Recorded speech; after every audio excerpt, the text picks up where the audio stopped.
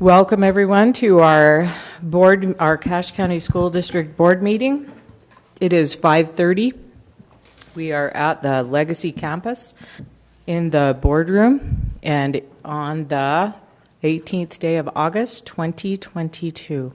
We're glad you're all here on the first day of school. Hopefully no children got left on the bus today. We'll start with roll call and start on Jared's end. Jared Black, Business Administrator. Jeff Nielsen, Board Member. Chris Corcoran, Board Member. Kathy Christiansen, Board Member. Harry Rhodes, Board Member. Roger Pulsifer, Board Member. Steve Norton, Superintendent. Randall Bagley, Board Member. Larry Jepson, Board Member. Thank you. And Larry will present the Pledge of Allegiance and the mission statement. Please rise. I pledge allegiance to the flag of the United States of America and to the republic for which it stands, one nation, under God, indivisible, with liberty and justice for all.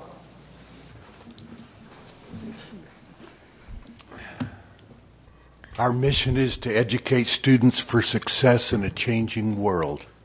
Thank you, Larry. And next up, we have public input, and Jared tells me there is none. So we will move on in our agenda to a presentation from Kyrene Gibb.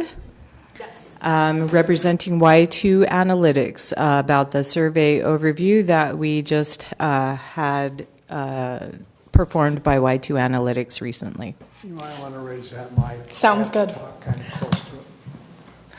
I'm pretty loud, so if we weren't recording and broadcasting, we probably wouldn't need this at all, but I'll try to adjust accordingly. Thank you for your time this evening. We're excited to share the survey results with you all. If you'll go ahead and go to the next slide. So a quick look at survey methodology before we dive into the meat. Hold it just for a minute. Tim, Sure. We're not getting it up here on the screen. Turn it on. Turn it on. It's on the screen, so it should come up on yours. In that right-hand corner. Oh, well, this one needs to be on, huh? Okay. Are all of you on? Yeah. Yeah. No, we're good. All right. It's on. There we It's go. on. Got to turn them on individually, I guess. Right there. There you go. Okay. Okay. Sorry. No worries at all. Okay, so a quick discussion of survey methodology. So we surveyed 561 likely voters in the Cache County School District. That is a typo that wasn't there this morning. In the Cache County School District for this survey. The survey was in the field after Pioneer Day weekend from July 26th to August 8th. We invited folks to participate in the survey through text message invitations as well as email invitations. And that likely voter sample was pulled using a model of turnout for the general election this November. So what that means in summary is that for each voter in the registered voter file, we use demographic data as well as historical election participation to predict the likelihood that a voter will participate in the upcoming election. That likelihood score is used as the probability for which someone is selected into our random sample. So someone who has an 80% likelihood of participating in the November election has an 80% likelihood of being pulled into that likely voter sample. This allows us to simulate the likely electorate as best we possibly can, rather than relying solely on someone's self-reported likelihood to participate in an election. And weighting using that turnout probability, as well as some of our key demographic variables, including age, gender, and party registration, allows us again to sort of mimic a hypothetical electorate that we expect to see in a random simulation of the 2022 general election. And last methodology note here, a survey of 561 likely voters in the Cache County School District results in a margin of error of about 4 percentage points in either direction of all of the estimates we have today. Next slide. So this is a very text-heavy slide, but we did want to just provide a quick snapshot of the key takeaways from the survey results. So first and foremost, I think it's worth noting that voters in the district are quite satisfied with the level of education that the district provides to students and rate it largely as good or excellent service.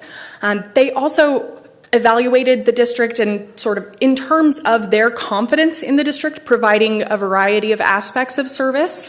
And the thing that the voters are most confident in when it comes to their opinions of the district are providing high quality education and making schools safe for children.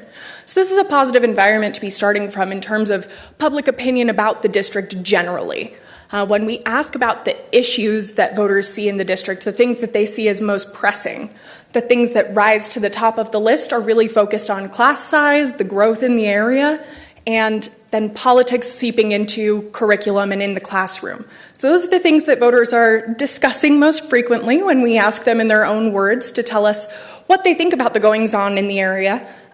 This is a little bit of a tricky environment to navigate because we actually find that only about half of voters, just shy of half actually, believe that the district currently needs additional funding to expand schools and meet current needs. Where we have concerns about the curriculum and about the growth in the area, but we don't see that immediate connection between the growth and a need for the district to expand, it creates a little bit of discomfort navigating a potential bond election. So I want to set the stage in sort of a conservative note in that regard. We also find that about half of voters currently say that they trust the district to manage taxpayer funds responsibly. So there's also an opportunity to both connect the need to the current state of affairs and build trust with voters in the area. Those are some of the key foundational pieces that we would recommend before proceeding with any potential bond in the future. When it comes to the bond proposal itself, we presented voters with a draft ballot language to, again, try to simulate the electorate experience. So voters were shown ballot language first with no additional information about a potential bond, just the ballot language itself. And we find that a slim majority, 54%, indicate that they would likely vote for a potential bond. Now, that 54%, again, when we think about the margin of error here, is a very slim majority. We're talking about a potential coin toss. When we present voters with additional information about a potential bond, we increase that level of support by about 14 percentage points to 68% total of likely voters who indicate that they would support a bond. But this is a little bit of a rose-colored glasses perspective of the electorate. We did not present any information that might be antagonistic to a potential bond campaign. We really just tested information about the district's rationale and things that voters might see in a voter information pamphlet from the for side of a bond. So again, rose-colored glasses, I would say optimistically we could move voters, if we had a captive audience, about 14% to increase support for a potential bond. That requires a lot of education, that requires a lot of organization. So just want to set the stage there. But when it comes to the things that voters are impressed by or the things that are important considerations for voters in regards to a potential bond, the rationale around the increases in enrollment in the district's track record paying off bond debt and having access to favorable interest rates, and specific projects that would be funded by a potential bond are the things that voters really cling to, and then the net neutral tax increase that the district would be proposing certainly doesn't hurt. So we can dive into things in a little bit more depth now, but that's a quick summary. If you'll go to the next slide. Thank you. This is just a quick look at our geocoded respondents to the survey. You can see we were able to gather at least 15% in each of the high school boundary areas, with about a third of our respondents coming from the Skyview High School boundary area. Next slide. Thank you. And now getting into the thick of things. So we asked voters up front a couple general questions about the district. One of those was, what quality of education they would say the district provides to students. You can see 68% total indicate that the district provides excellent or good education to students in the district. And we find that about 3/4 of voters feel that the district's facilities or the school buildings in the district are above average. So positive sentiments, generally speaking. Next slide. Thank you. When we ask voters what aspects of district service they have the most confidence in, rating that confidence on a scale from 0 to 10, we find that our aggregate average confidence score in district service is about 6 on that 0 to 10 scale. You can see the things that are above that aggregate average, providing high quality education comes in at the top of the list. That distribution there at the top of the slide shows that a lot of the responses are sort of clustered at 7 or higher, which is a positive indicator of high opinions of the quality education the district offers. Making schools safe for children comes in second there on average. You can see the distribution there is also pretty clustered above 5, and there's a nice bimodal distribution with a hump at 7 there. So again, positive sentiments generally speaking. When we look at the areas that are relatively lower in terms of voters' confidence in the district, that comes to delivering value for taxpayer investment in the district and properly handling funding, where we have a lot more of middling sentiment there. Not a lot of negative sentiments generally speaking. You can see there isn't a large cluster of responses below 5 on that 0 to 10 scale, but we do have sort of a, again, middle cluster there at a 5 or neutral confidence level. So again, an opportunity to build that confidence, distribute additional information, and sort of make the case for the district to voters. Next. When we ask voters in their own opinion what the most important issue facing the district is, the things that really stand out here are focused on student-teacher ratios, class sizes, teacher salary, and then again, sort of politics in the classroom. So there's a wide range of things that are on voters' minds right now, but you can see there are definitely some themes to those concerns. Again, the growth in the area isn't going unnoticed, and the effects on class sizes, et cetera, certainly something that voters point out, but also we have several voters who are concerned about the impacts of critical race theory and other potentially political controversial topics entering the classroom, despite legislative decisions to prevent those things. This is something that voters are still concerned about, whether they recognize the legal state of affairs or not. So again, sort of a mixed issue environment when we're talking about the things that are on voters' minds.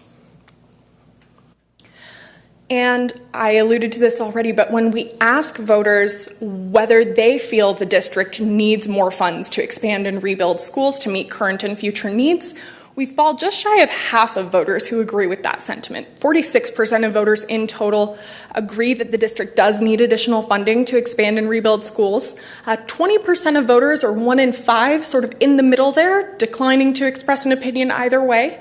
That's what we would generally expect to see in a likely electorate. Not everyone in the district is going to have experience seeing children in schools, understanding the needs of facilities.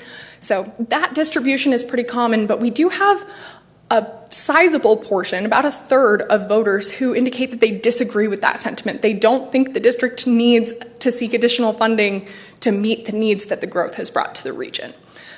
And then when we ask about confidence in the district managing taxpayer funds, we find that 51% of voters agree that the district manages those funds responsibly, but we do have, again, about a third of voters who disagree with that sentiment. So there's certainly some potential opposition here.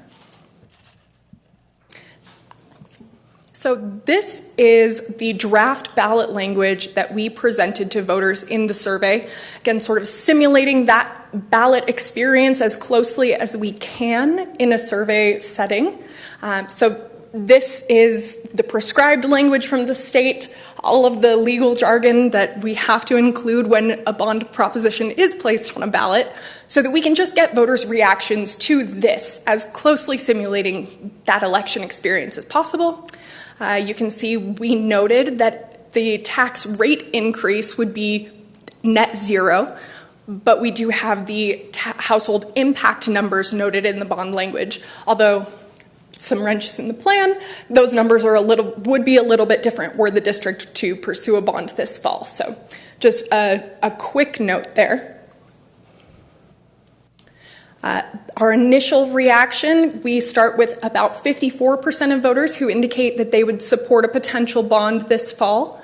13% indicate they would definitely vote for a bond. Again, that's just based on the ballot language.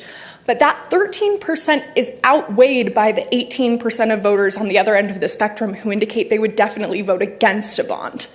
Generally speaking, when we're looking for a favorable bond election environment, we want to see those core supporters outweigh those core opponents. From the onset, if we had no opportunity to educate the public or give them any rationale for the bond, this is cause for concern in a potential bond campaign. When we ask voters in their own words why they would support or oppose a potential bond in the district, the words that really jump out here, the themes that come to the surface among potential supporters are the need in the district, the growth the district has experienced, and a general desire to support education in the district, sort of that desire to carry it forward for future generations. When we ask voters why they might oppose a potential bond, it really comes down to the cost. Voters are concerned about tax increases generally, with both the county and the school district sort of experiencing growth in property values. Even if the tax rate doesn't increase, voters are feeling the tax burden pretty acutely. So certainly that's something that's high on voters' minds. And then there are also some concerns about how money is being spent in the school district, bond funds only being able to fund capital expenses is a little bit of a dual-edged sword for some voters. And we find that the thought that rather than raising taxes for buildings, we should be raising taxes for teacher salary if we're going to raise taxes at all is certainly a prevalent sentiment. So cutting to the chase a little bit here, after we present voters with a series of messages or potential considerations about a bond, we gain 16 percentage points of definite support. So again, in a rose-colored glasses world where voters are only hearing positive things about a potential bond, only hearing the rationale that the district might convey, we're able to move a sizable portion of voters and increase that support level to 68%. But you'll notice that definite opposition category doesn't shrink much when we present additional information. So there's certainly a considerable amount of potential opposition, even when we do sort of paint the picture as clearly and accurately, but as favorably as we can. This is a quick look at which voters move throughout the course of the survey after seeing some of those additional considerations. You can see we really convince some of those probable supporters to move to that definite support category. We assuage some of those probable against voters to be probable for voters. So we get them to flip a little bit, not solidly, but we move the needle. But not a lot of movement from that definitely vote against category. We soften a bit of that opposition, but there's not a lot of conversion there. So while public opinion may be somewhat malleable on the issue, there's definitely a bit of an uphill battle to fight. We're not assuaging all of the potential opponents. And there's a lot of room, again, for building trust and for educating the public that would need to occur before we would expect to see a more favorable outcome. So the considerations that voters saw that moved the needle throughout the survey, we have 6 messages here that we're focused on. the enrollment and growth in the district, so the need, generally speaking, based on pressure in the classrooms and the new students that have been added over the last couple of years. The restriction of bond money only being used for capital expenses. So again, that's a bit of a dual-edged sword. On the one hand, we're telling voters that this isn't going to go to additional administrative funds. This isn't something that is going to disappear in a black box. This is something for which the district has a clear plan and would be accountable. Another message about the net neutral tax rate increase, or net neutral tax rate impact, rather. So no tax rate increase because of the growth and diversity of the tax base in the district. A message about the specific projects that could be funded by a potential bond. So we wanted to give voters some concrete details, and then the district's record accomplishing past bond projects, and a message about the district's track record paying off bond debt early and resulting in interest savings. So you can see here when we ask voters how important each of these considerations are in their assessment of how they might vote for a potential bond. Overall, we have really high levels of importance, generally speaking, but the things that rise to the top are that net neutral tax rate impact and the specifics, the concrete details about a potential bond. So the things that voters find most compelling, the things that are most important in the aggregate, are really focused on the cost and the return on investment to individual households throughout the district. The district's bond rating or credit rating and the district's track record paying back bond debt ahead of schedule is also pretty compelling there. You can see 85% say that that's an important consideration, and more than half suggest that it's very important to them. The district's track record accomplishing past bond projects is also important to a majority, or very important, to a majority of likely voters. Bond money only being used for capital expenses, again, a bit of a double-edged sword, but still a majority of voters suggest that that's a very important consideration. And then, interestingly enough, this is fascinating to me, that the enrollment and growth in the district, the needs that have been presented by the growth in the area, is actually, in the aggregate, rated as the least important consideration. Growth has become a bit of a dirty word in public opinion, so perhaps that's at play here, but it is fascinating to me to see how much more focus there is on, again, the cost and the return on investment than the pressures that the district is currently facing. I think there's a lot of room or a potential need to make that case to voters a little bit more clearly, to make that need expressly clear.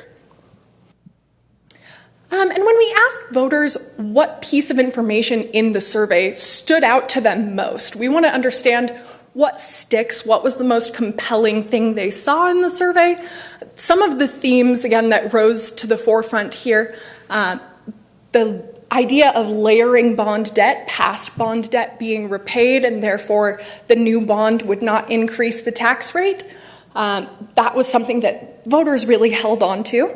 And then there were some recognition of the growth and the need that the district is facing as well.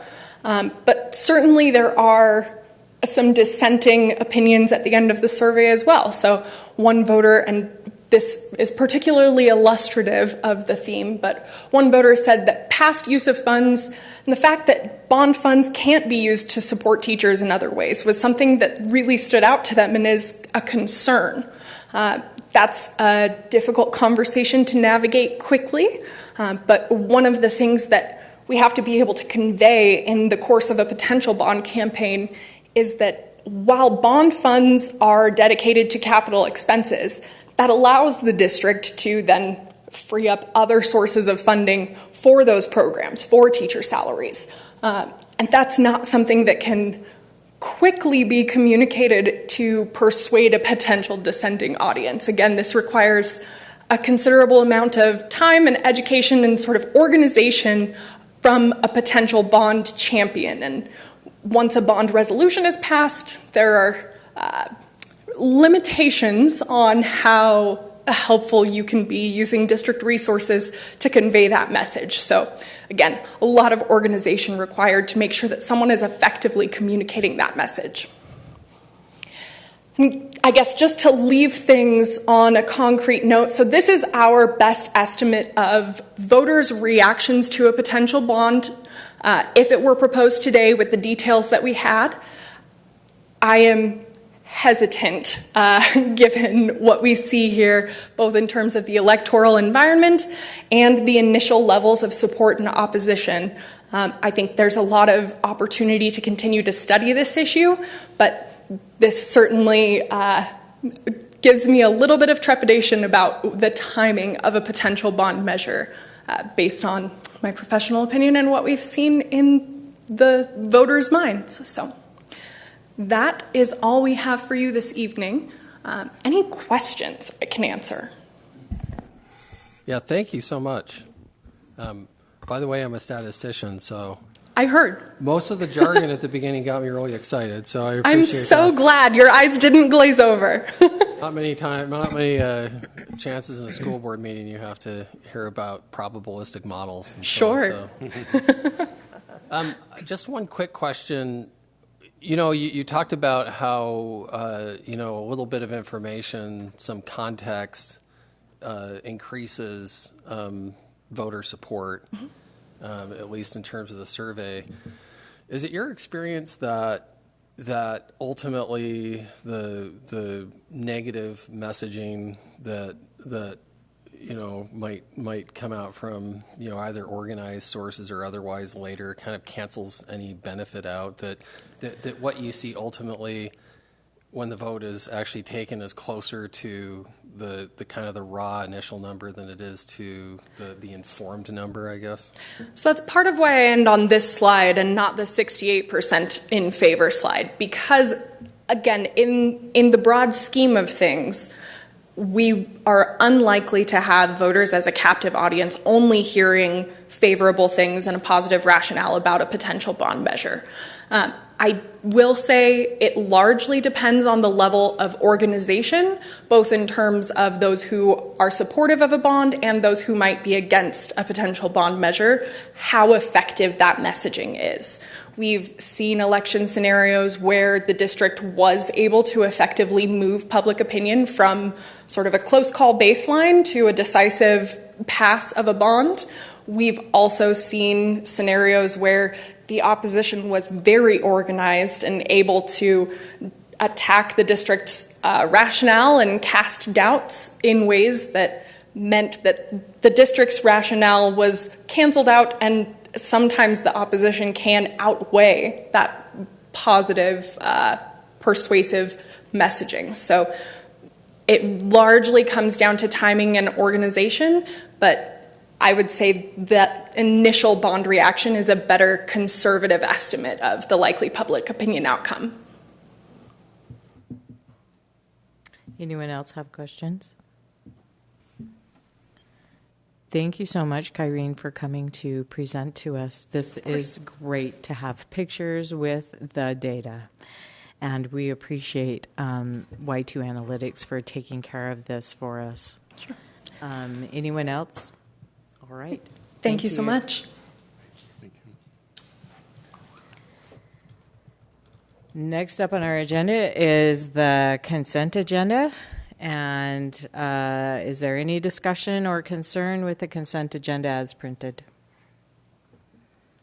All right. I will take a motion on the consent agenda. I move that we approve the consent agenda. I second it. It's been moved and seconded that we approve the consent agenda as printed. All in favor, please vote electronically.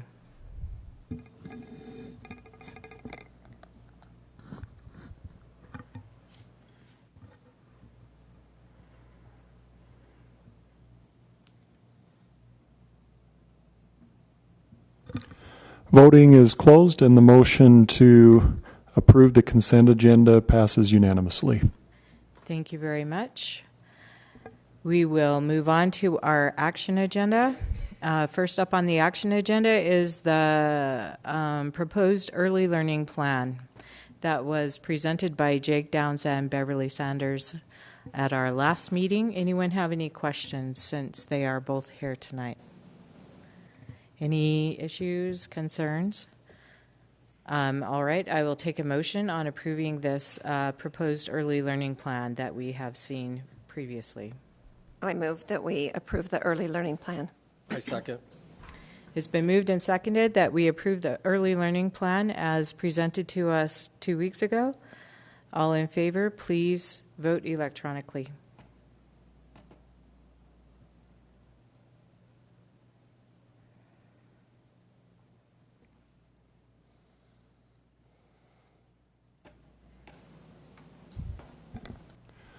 Voting is closed, and the motion to approve the proposed early learning plan passes unanimously.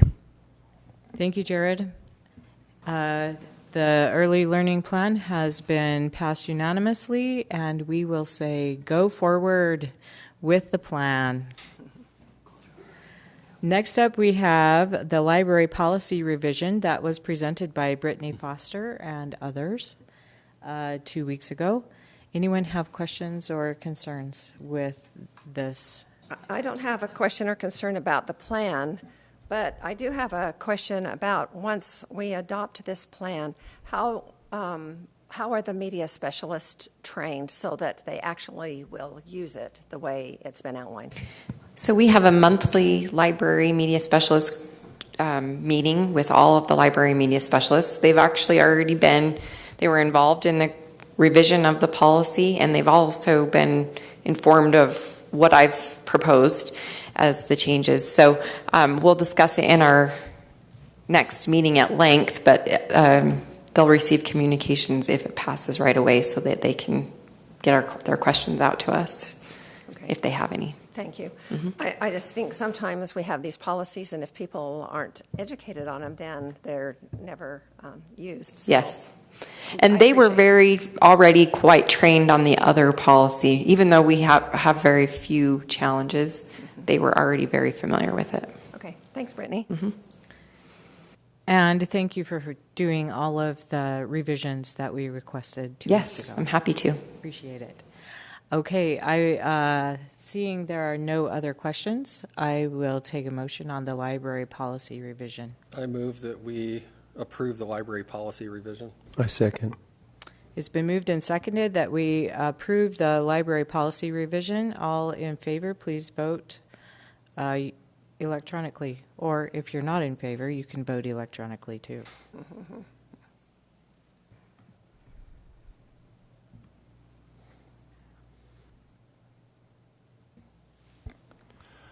Voting is closed, and the motion to approve the library policy revision passes unanimously.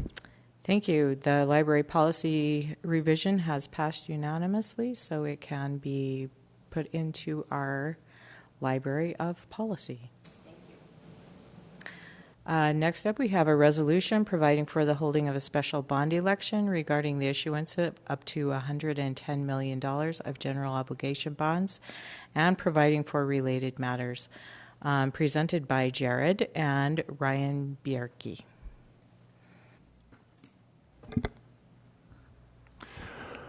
I guess we just want to know if you have any questions before you consider the resolution. Kyrene presented information on our survey results.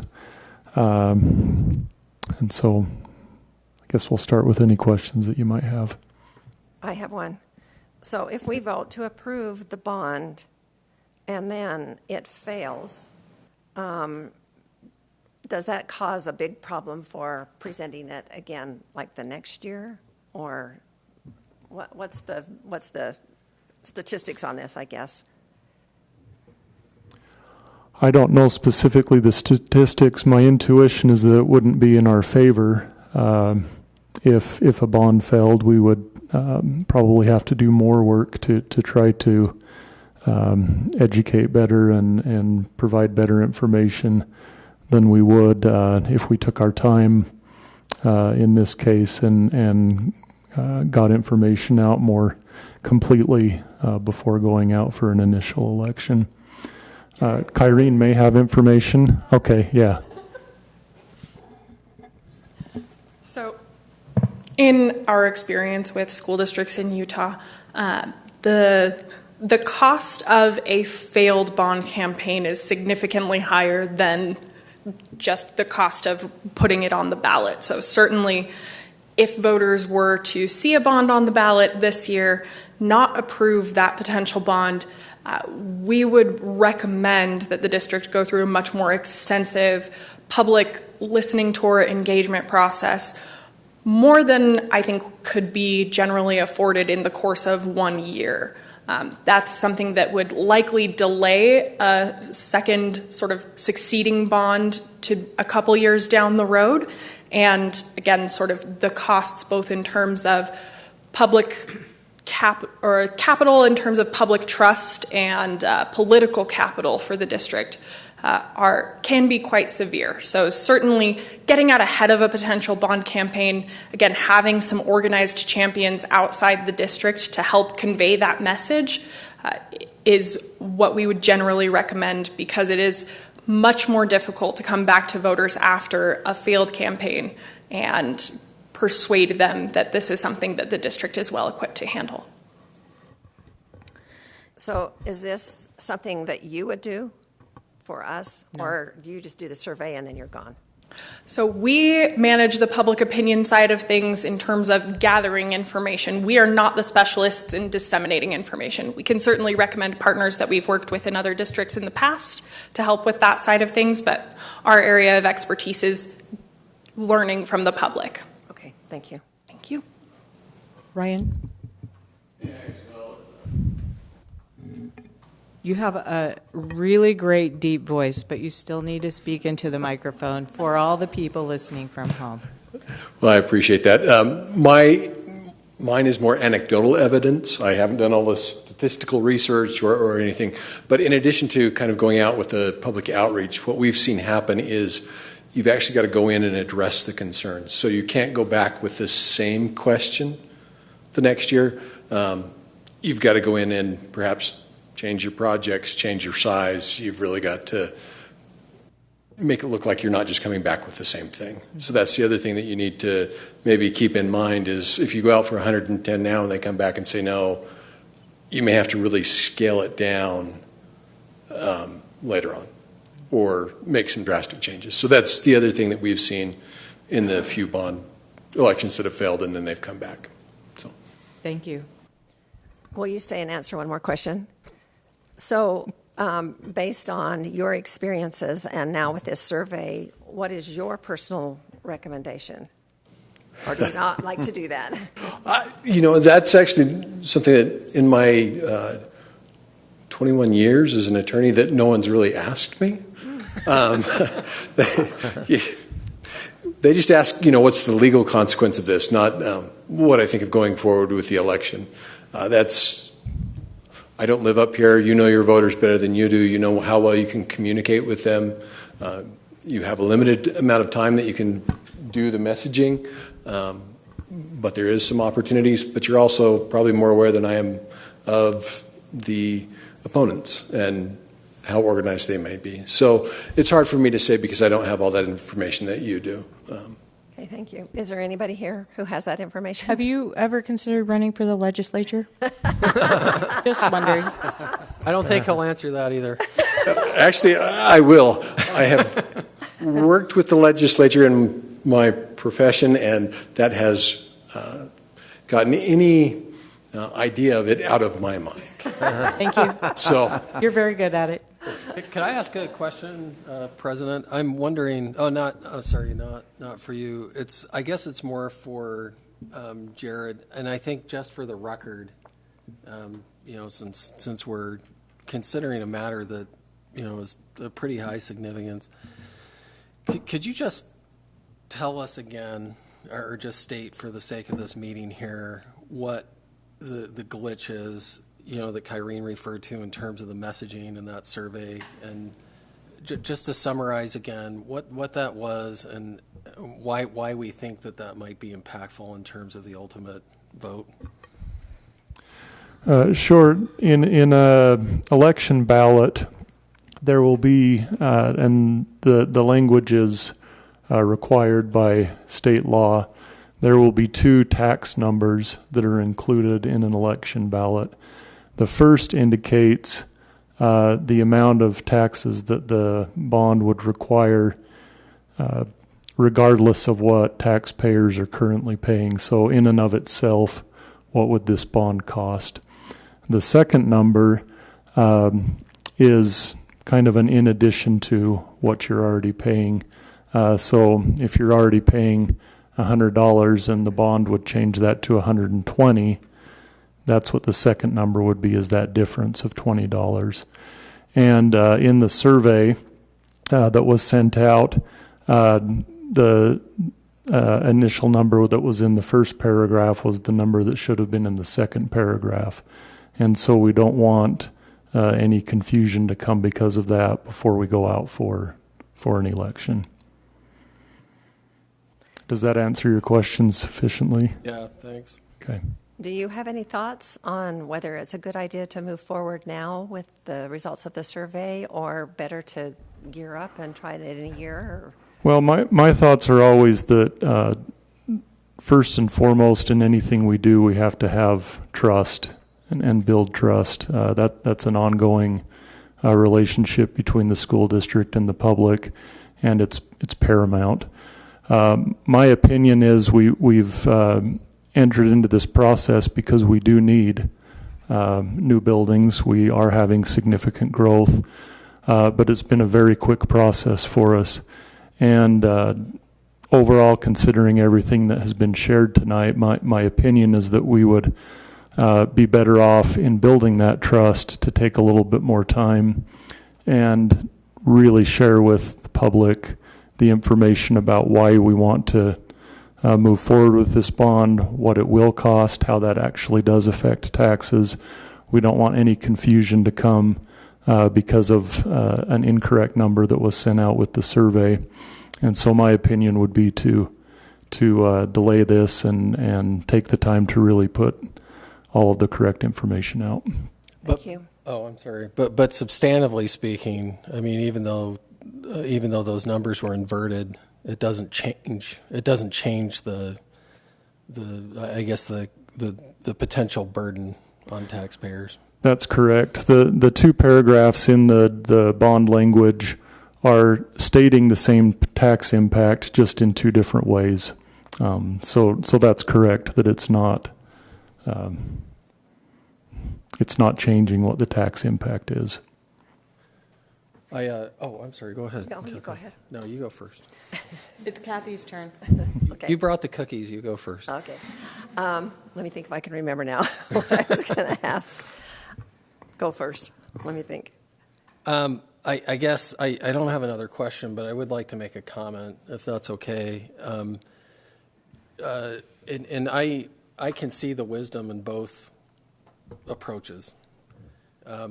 I'll tell you why I personally, as a member of the board, am inclined to vote for actually going for a vote on this year. My precinct, of course, includes Hyde Park and North Logan. I found out about this kind of inversion of numbers, earlier. I've actually had a chance to speak with people who live in my precinct, and I don't think it's any surprise to anybody here that, in North Logan especially, a middle school is critical. I mean, right now, our middle school kids in North Logan are being bused to Spring Creek. When the last bond was passed, North Logan, Hyde Park, and I think Smithfield overwhelmingly voted in favor of that bond. And I actually predict, based on, my, I guess, understanding of voters' intents in my own precinct, I would predict that the support for this bond would be even more overwhelming, especially in the North Logan area, which is one of the more significant population centers in the county outside of Logan itself. And so I guess I'm just making that comment to the board that I would be inclined to be optimistic about turnout in North Logan. My understanding also is that North Logan and Hyde Park residents were actually slightly underrepresented in that survey as well, just based on their response rate. And so I'm not sure we got a completely clear picture of what the level of support would be in those areas of the county where support would be really high. And so I guess I'm just kind of making that argument to the board that on some level, you can, I guess you can throw some cold water on me if I'm being too optimistic, but I feel like even at the very least in the interest of the people who voted for me, I feel like their interest would be to move forward because they feel like the need is so critical. And so, I guess advocating for the other side, that's kind of the only argument I'd like to make in favor of going forward this year. I appreciate what you say, Chris. However, people that have talked to me have been on the other side, so I'm kind of in line with Jared's build trust and more information side. I think we need a little more definite support on something like that to move forward. That's in the conversations I've had. That's been the responses I've had with people. Yeah, I appreciate that. Kathy? So Tim and Gary, just a question to you two. If we don't push this forward this year, what's the bad scenario that's going to happen? I'm assuming you're talking about the need to house students in environments that are conducive to learning. I think all of the same challenges in my mind are there that we presented to the Bond Building Task Force Committee.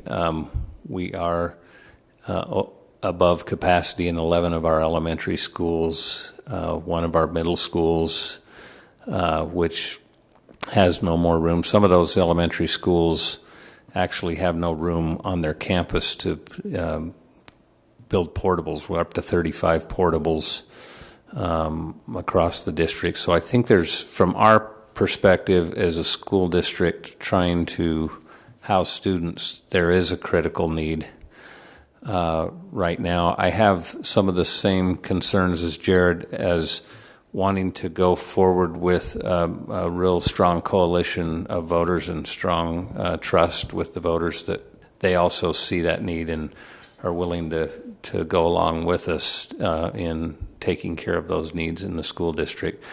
The other thing I may mention is that there is the consideration of the other two ballot issues proposed by the county on the ballot this year that we would be, although we don't intend or want to compete with those ballot initiatives, in some people's eyes, we will be in direct competition with those bond and other ballot issues that are out there.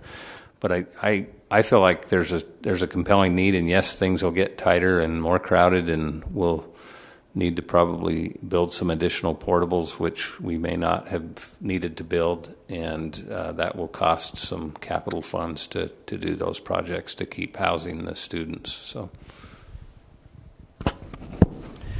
I agree with Tim on all of those counts, but at the same time, I will tell you there's risk averse and there's risk friendly, and I'm probably a little more risk friendly.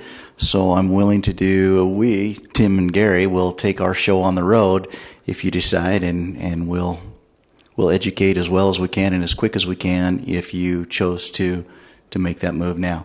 If you wait another year, it puts those classes another year, it puts the growth another year, it puts all that other, but it also gives us a little more time for preparation and being more thorough with our education there. So glad it's your decision and not mine. Is there a concern if we wait another year that the 110 million bond may be higher? Is that a concern?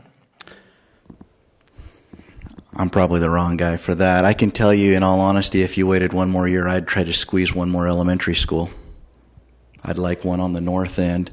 If you think about the current proposal that we have, it does nothing to alleviate any pressure on the north.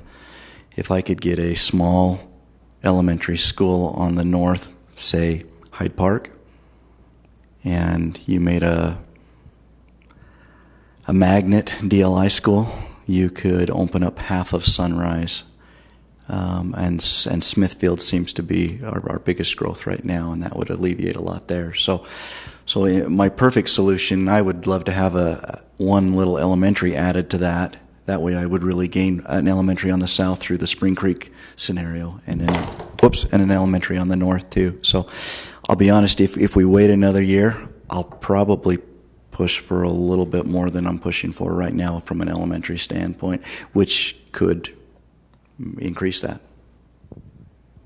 And so if we don't, if we do push for it this year, then that would mean you wouldn't get your elementary for how many years? That is a great question. How many years? It could be a number of years. Yeah.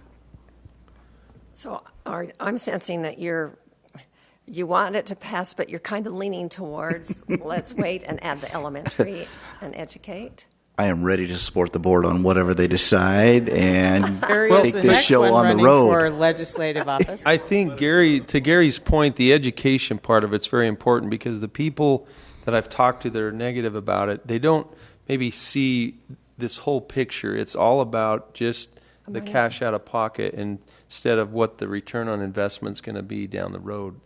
And so I think to go out and tell people this isn't just about raising your taxes. This is holistically what we're trying to do with our youth. I think if we can educate people more on that, I think that we'll be able to get the coalition that Tim was talking about, to move from the probable to the I'm on board with you. I really want to be a part of this. So Jeff, I mean, what you're saying is that regardless of that inversion of those numbers, you just feel like more time is better than less. At least in the sampling that I've been a part of, I think that we need to be able to get a better message out to everybody about what our proposal is.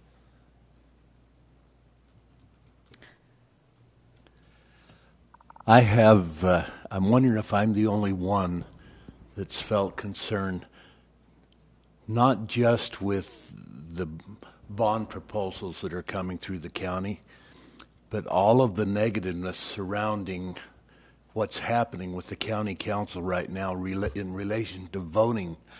I feel like those folks that are tending to be negative and not trusting, that this is just building momentum for them. And I'm concerned a little that could have something to play in this whole thing. Roger? I have mixed emotions. I know we selected people to be on the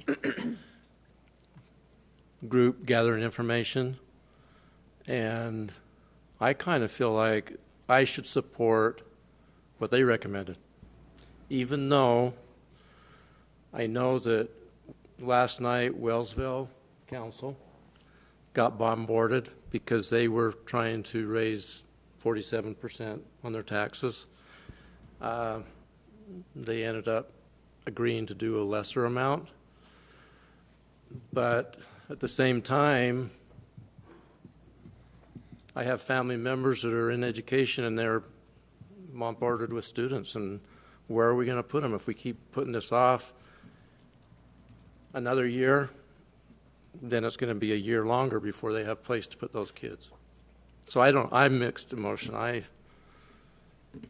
My son's taxes, his value of his house went up and they doubled. But that's what we're faced with. And I have relatives that are being shipped from North Logan to Spring Creek, and that's no fun. So I'm undecided. I'm with Chris. I think I should support the committee that made the recommendations, and we can teach them, instruct them in the next couple of months. I don't know. Maybe I'm wrong. But I'm with Larry. In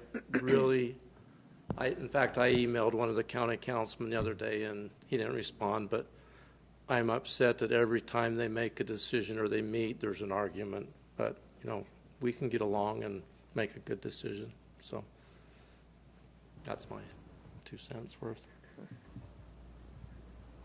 Yeah, I want to just emphasize that I feel like both both sides of the argument are completely reasonable. So I don't have any. I can see, like I said, I can see the wisdom in these different recommendations. Steve? I'm really, really torn too. 36 hours ago, I was willing to bet that we could go out with this bond, and the sentiment that's been expressed about certain areas of our valley would really benefit from it, and I know they would be very supportive. But we have there's also a part of this process when we started down the road. We kind of made a commitment that we wouldn't make a recommendation to you unless we had good information indicating that we had that support in the community. Now, there's a group of people who served on a committee, and they have been educated well, and I think they would absolutely tell you that this is what we should do. I have a board that is educated also, and I can understand where you're coming from, arguing one side or the other. But we made a commitment that we wouldn't make a recommendation to you unless we had some information indicating that this bond would pass.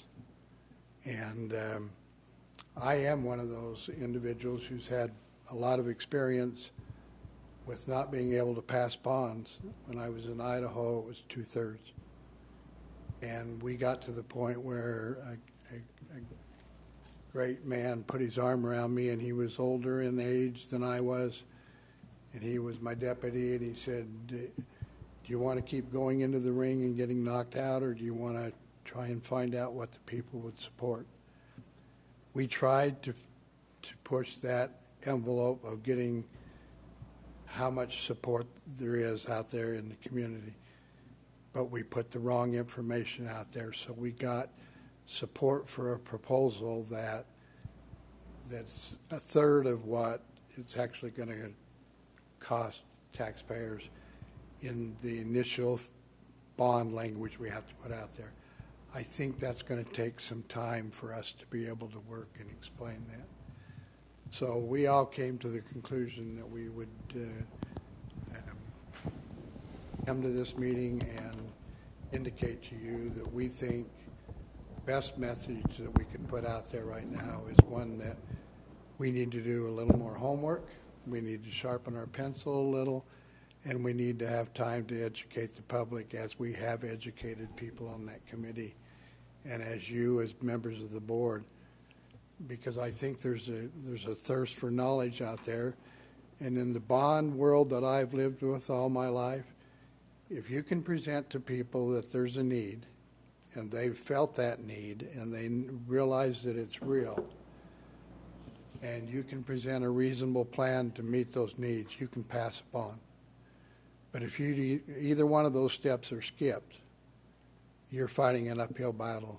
And I just feel like with the county already having an issue on, and I am not a member of the county council, but I do have feelings that they knew that we were considering a bond, and I realize the importance of open space, and that bond proposal is going to be on there, and I like Parks and Rec.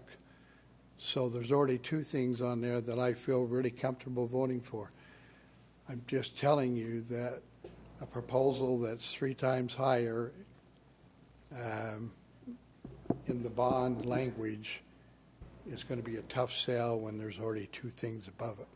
Thanks. President, can I ask you a kind of a process question? I mean, Dr. Norton, you said that you wanted to bring to us a recommendation, and I guess I'm just making sure I'm clear on this. Is the district, are you withdrawing the recommendation then, and how does that impact the board vote? I mean, if there is no recommendation. Their recommendation, you heard from 2 district members who are in favor. One that's in favor of going ahead, one that's in favor of waiting, another one that's in favor of waiting. So the recommendation was not necessarily that it would be a recommendation to move forward. It would be a recommendation of what we should, what would be best. What would be best in terms of the what the bond's asking for, or the timing? Both. Both, yeah.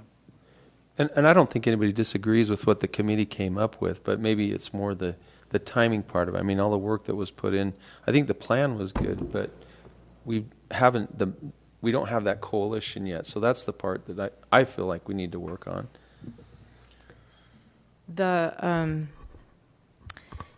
Kathy and I are the only ones who lived through the last bond on this board. And because of some issues with timing and changes in the law of when we could put bonds on the ballot, it drug out the bond process even after it had been approved to about 18 months. And during that time, there was a lot of publicity about it, not all positive, but there was publicity because of the law changes and all of those types of things. Plus, when the district went out and held 6 or 10 public meetings about how trying to educate the public, those were not well attended. So my personal feeling is, if we want to even have the same kind of marginal success that we had last time, we need to take the time to engage our building task force, as they have suggested they're willing to do, because we cannot go out and campaign for this. We can give people information, but we can't say, please vote. As board members, we cannot go out and say, please vote for this bond. But our building task force committee members can, and they have expressed willingness to do that. And to answer Roger's concern, not all of them feel like this should be done this year. There are plenty of them who were hesitant about doing this really fast and doing it this year. So, and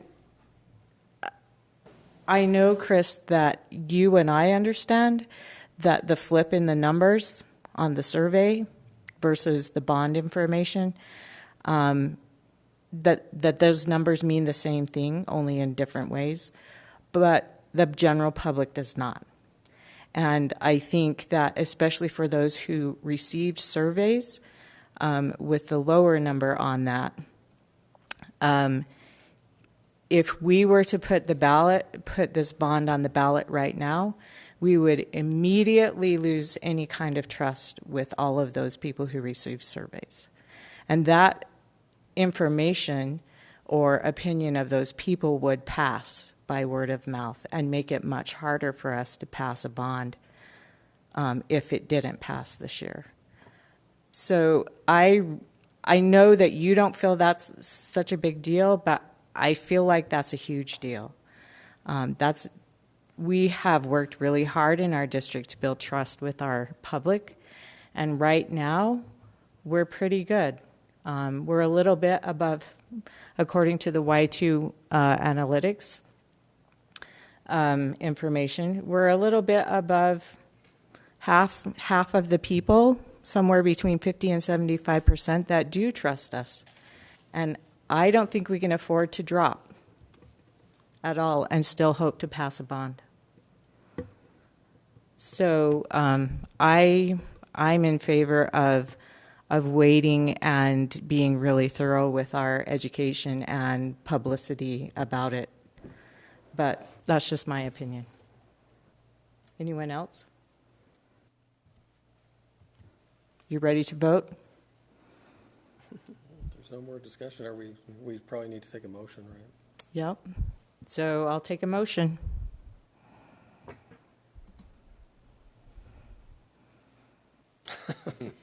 Go ahead. Well, I move that we approve the bond resolution as a ballot measure for this coming fall. Do I have to read this whole paragraph? Yep, you do.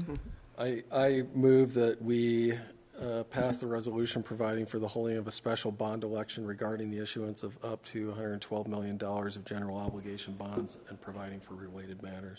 That's 110 million. Did I say 110 million? You said 112. Oh, I'm sorry, 110 million. Okay. Thank you. Is there a second? Maybe we need to state it the other way. I'll second it so we can vote on it. Okay, it's been moved and seconded that we approve.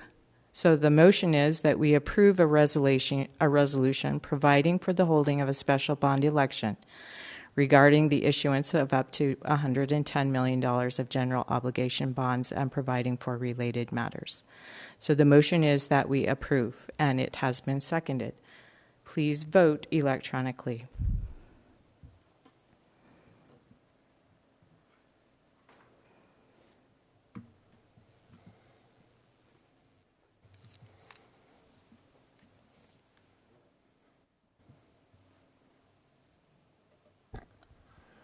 Voting is closed, and the motion to approve the resolution providing for the holding of a special bond election regarding the issuance of up to $110 million of general obligation bonds and providing for related matters fails by a vote of 6-1. Okay. So having done our voting, how would we like to move forward with this? A bake sale. A bake sale? Excellent idea. 110 million cookies. Kathy will donate the cookies.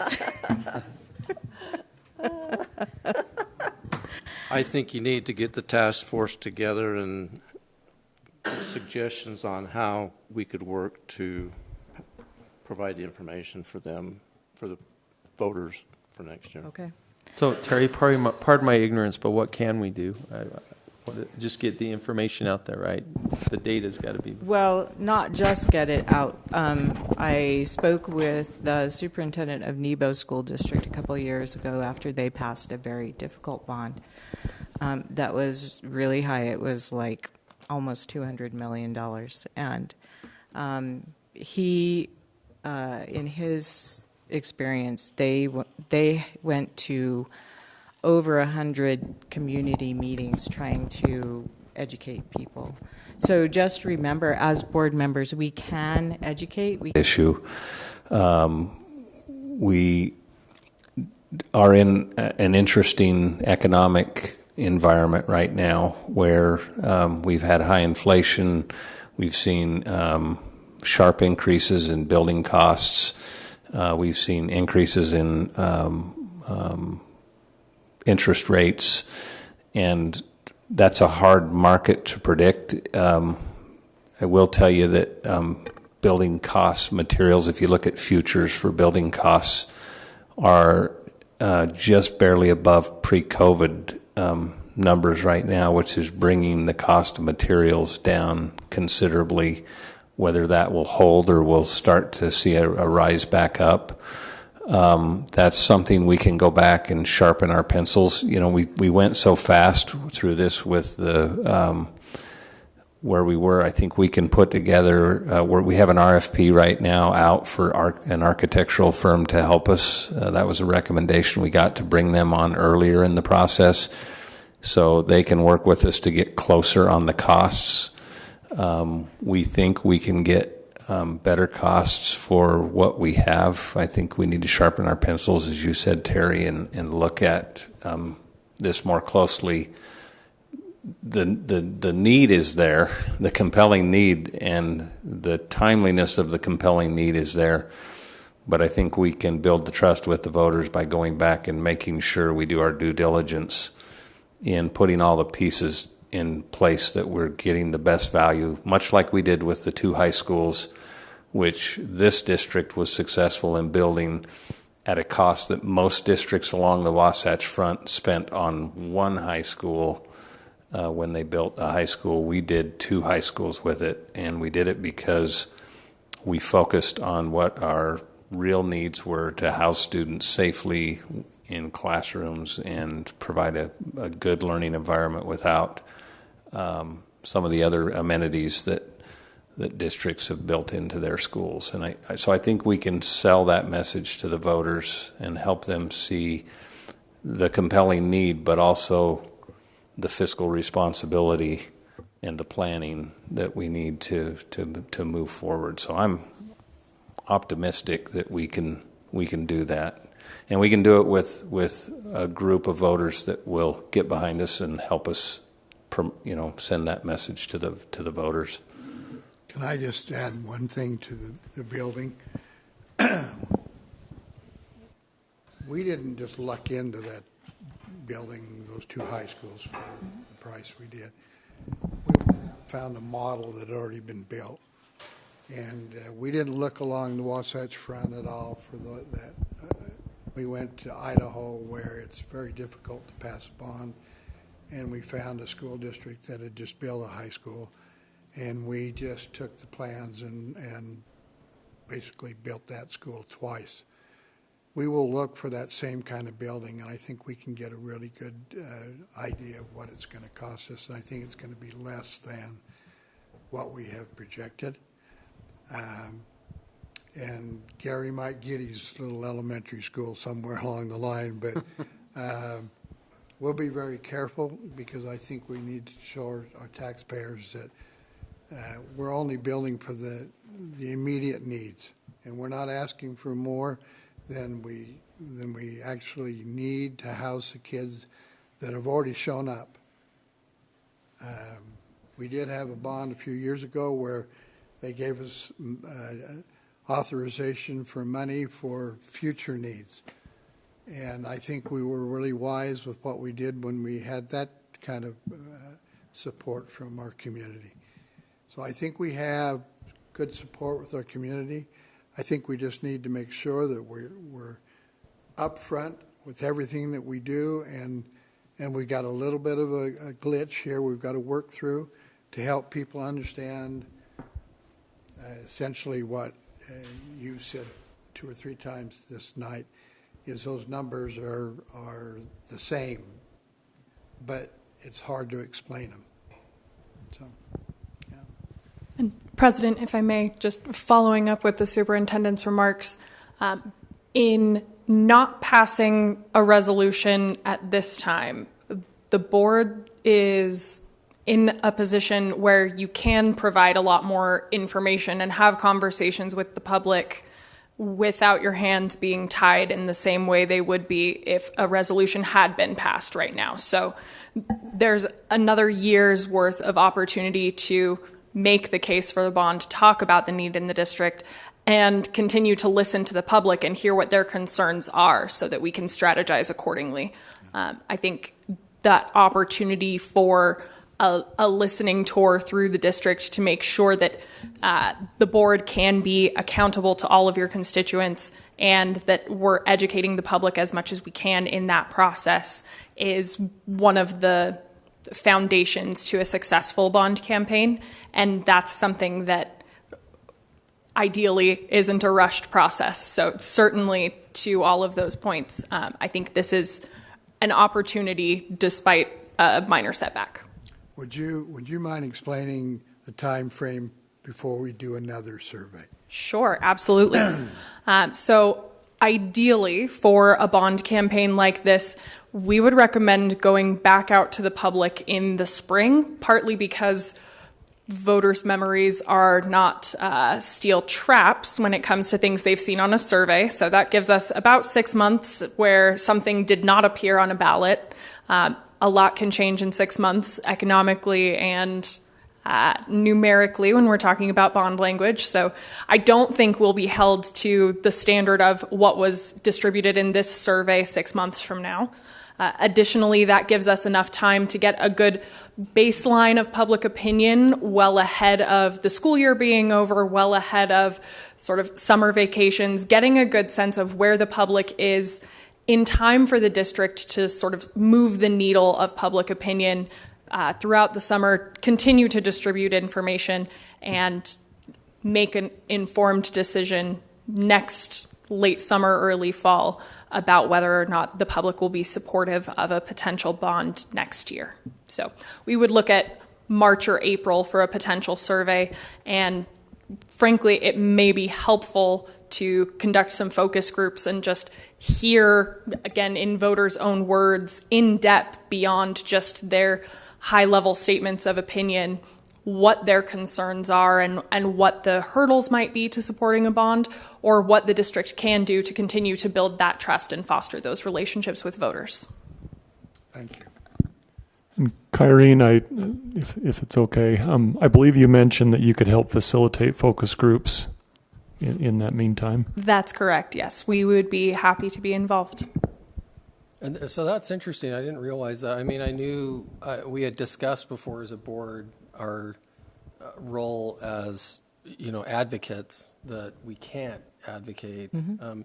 I think, Kyrene, what you're saying, which I didn't know before, is that restriction is in place as soon as the bond is set and approved. Correct. As soon as... Advocate for anything. Right. Correct. Yeah. As soon as the board passes a bond resolution, your hands are tied. You cannot use any district resources. You cannot speak as an official representative of the district in favor of the bond. You can provide information, but you cannot advocate. You can't campaign. Right. That I knew, but I guess what I was saying is I didn't But the realize timing. that before that. Correct. We could do things We to can. advocate for, what may happen. For a potential bond. Yeah. I think the legal ramifications of talking about a hypothetical bond are much different than the legal ramifications of talking about a bond that is on the ballot. That correct, Ryan? Are we in? I'd recommend you have some discussions with your council on it, because it's not something I get into as much as you do. But I think there may be some things that you can look into. Because if I remember right, even though you can't advocate in your official position, you can express your own as a voter. And so there's some things in there, there's some play in there that you may want to look at. Well, I think even in our positions, can't we acknowledge that there's a need? Well, that's sort of the education, but I think there's, and again, I don't know if this is. Yeah, short of advocating a specific plan. This is not legal advice to you, that's why I'm saying check with your regular counsel. But I think there are lesser restrictions for you expressing your own opinion as an individual and as a voter outside of your capacity as a board member. You just have to make that clear. So that there may be opportunities for you, even if a bond resolution were to pass, to say, I am supporting this bond. Even though that's, in some senses, advocating a position, that's your position as an individual. So that's why I would just suggest that maybe you have some discussions with your attorney as well as you move forward with this, to find out really what can I do, what can't I do. You're right, while there is no active bond proposition out there, it is a little looser here because there isn't, you don't know what you're advocating for yet. But even then, there may be some options and opportunities for That's absolutely right. My understanding is that the hard and fast line is that no district resources can be used to advocate for the bond, and that goes as far as including your email as a member of the school board. So it's been very strictly interpreted by audits over the last couple years. Certainly something to discuss in more detail with your bond counsel, but while there is not a resolution to place a bond on the ballot, you are much more free to, again, advocate, disseminate your opinions, your information about a potential bond, and certainly gather more in-depth insight from voters as well. That answer your question? Yeah. Awesome. I just was exploring how involved we could be in the education process and Very. Building that trust. So, what's Yeah. that? You can do a bake sale, you and Kathy. We're on. Okay, all right. Any more discussion on on the bond? Okay. Next up on our agenda is the reports agenda, and we have board member reports first. Jeff, did you want to report anything about UHSAA?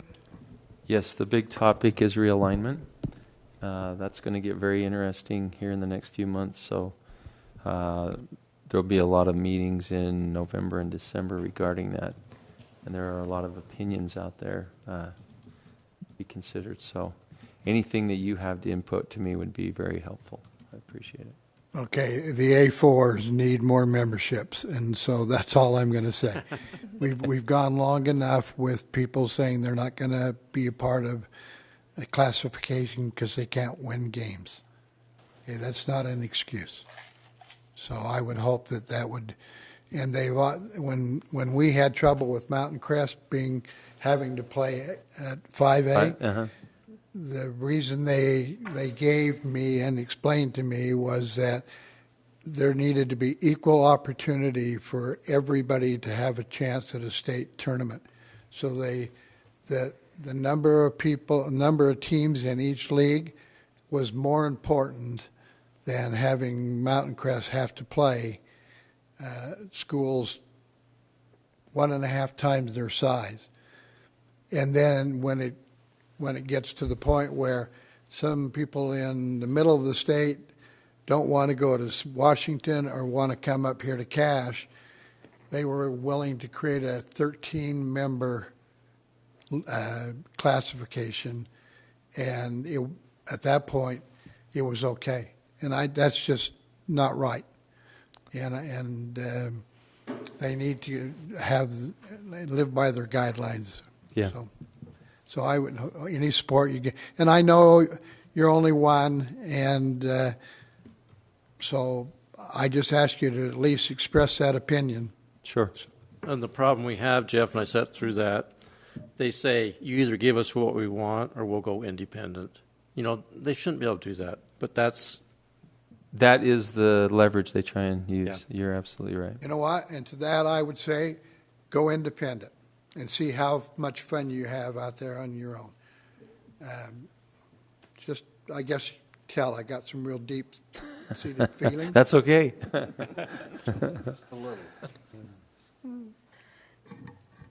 Anyone else? Kathy? I do have it's not really a report, but I think it will fit in this category. So a week ago, past Monday, it was the leadership training. And I went to that with all of the administrators and some of the district people. And Gary was doing a presentation on what's more important, mission or team. And he asked this question: what is our district's mission statement? And out of everybody who was there, guess how many people knew it? None. One, me. Yeah. That was it. So I'm thinking, shouldn't people in our district know what our mission statement is? And is there a way that we can get it out there so they know? I don't know. Maybe I'm making a big to-do about this. And it's not a big deal. I wasn't at that meeting, but I would have thought that there would have been somebody who could have done that. But we can do a better job of educating them and something that they should be able to, because it's short, it's to the point, and we'll just start off our meetings with a little recitation of what it might be. So when I was teaching school, there was something that the district sent out on just an 8x10 that we hung in our rooms. I'm trying to remember now what it. That was probably the In God We Trust. Yeah. That's right. That's what it was. Would something like that? We can do something like that. Be appropriate? Yeah. Mm-hmm. I just thought, I'm sure there were other people who did know it, and they just didn't say that they did. But point that was well kind taken. of Point well taken. Okay. Public information office job. And I think if the Sorry, principals let it be known at the faculty meetings, that will help teachers to know it too. Okay, that's all I have. I think that's a great unifying idea. Thank you, Kathy. Anyone else? just thanks for the party on Monday night, all the work that went into that. I had several favorable feedback, people giving me good feedback on that, and I didn't do a thing, and I felt bad about that. But anyway. That is an awful lot of work, and there are a lot of people who contribute to that, and we think it's something that we would really like to continue. We did get feedback that we will not hold it on Monday nights anymore, and we will try and move it back to the to the spring, so it's an end-of-year celebration, and bring back the breakfast for the beginning of the school year, because the tension is really high for a lot of people when school year starts. So we have noticed that our classified people and their families are, and that percentage-wise, more of the population that we get. And when we have it in the beginning of the school year, because teachers are at the event, you know what it takes to man that line, and I just want everybody to know how grateful I am that we're able to pull that off. And it's nice to know that it's appreciated. Yeah, I didn't hear any of the negative feedback. It was all good feedback that day. Anyone else? Okay, board president report is that Cash Education Foundation held their annual golf tournament last week, and it was more successful than it's ever been. I was at their board meeting today, and they think they'll be able to offer $300 grants to every teacher for Tools for Schools in their classrooms, which Jared reminded us today at their board meeting that is more than the state allows for teacher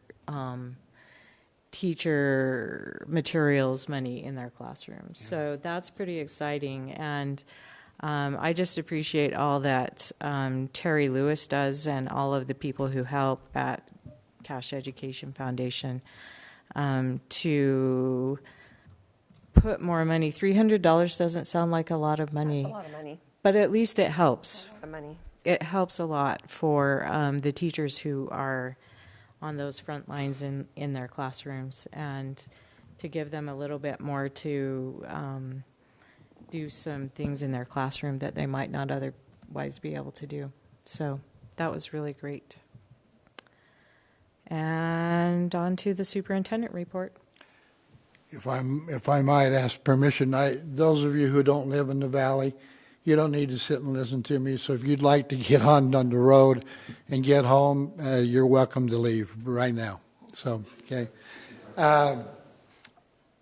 Today I had a grandson come home from a mission, so I spent some early morning hours visiting some principals who were brand new at their buildings, but I wasn't able to be around for the actual report from all the school buildings. So I've asked Gary if he would give a quick synopsis of the first day of school. Let me just tell you the schools that I did visit with brand new principals in new places. There was absolute glee and enthusiasm for the opportunity to have that opportunity to be a principal at a new school. So. All right. Before today's report, I got to thank all of you and one of you. First of all, Kathy, team or mission, which is more important? I love the fact you summarized that for me better than I ever could have last week when we finished up. So thank you. And Tim and I, sorry, go ahead. What did she say? Well, so if you think about this, what is our mission? It's to educate students for success in a changing world. That's a pretty important mission, right? But is that more important than the team that we've chosen to accomplish that mission? And so what I did is I put our principals in a dilemma of which is more important. Is the mission most important, or is it the team that's most important? And Kathy wouldn't go to one side of the room or the other. She went about 3/4 of the way and then stopped. But she summarized that by saying that both are very important, and one cannot be accomplished without the other. And that's what I was trying to teach to our principals and to tell them as they go back into their building. They've chosen their team. They can't change the mission statement. That's been set. You set that for us, and it's a great mission statement. But what they can have an impact is on their team.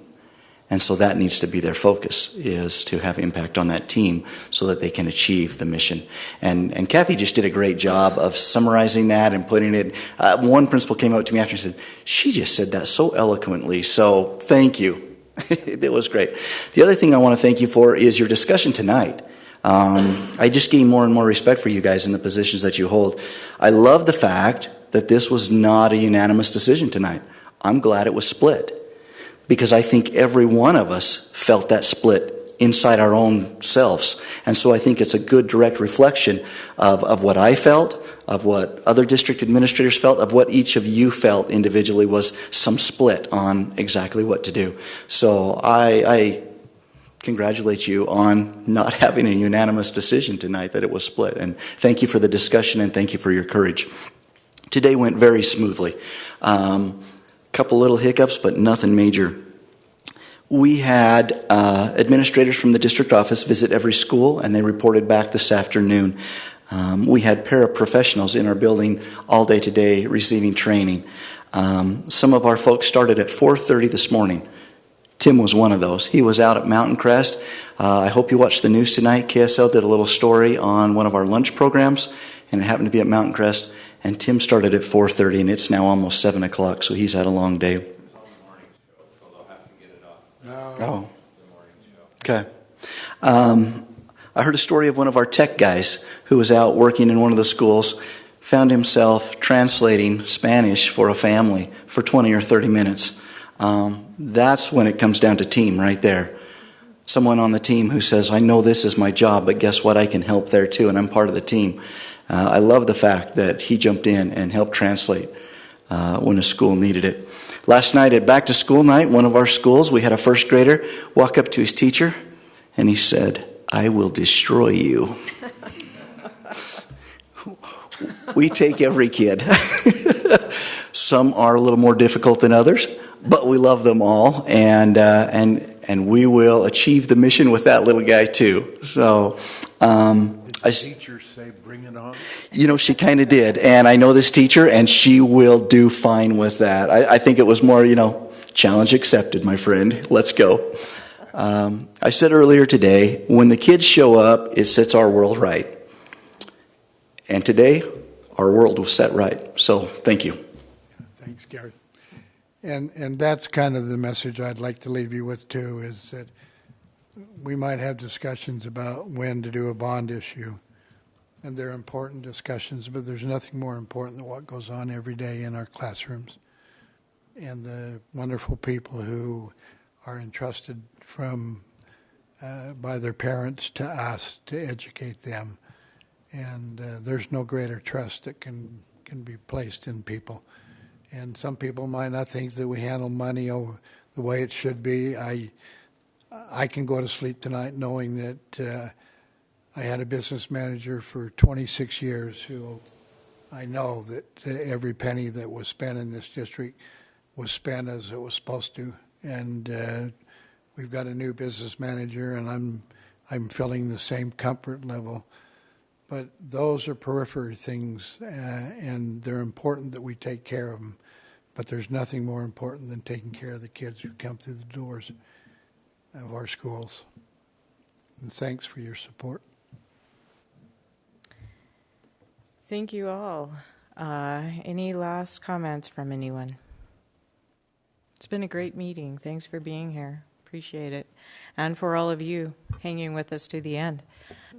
Seeing that we have come to the end of our agenda, we will adjourn.